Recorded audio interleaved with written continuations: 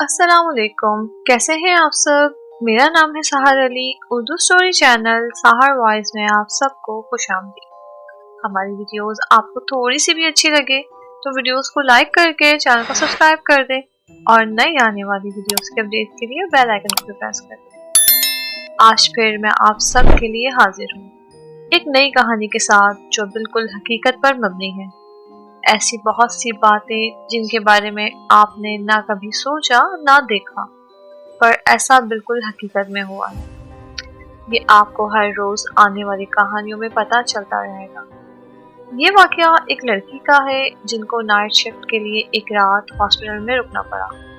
उस हॉस्पिटल के बारे में मशहूर था कि अक्सर नाइट शिफ्ट करती नर्सेस यहाँ मारी जाती हैं और उनकी मौत की वजह पता नहीं चलती।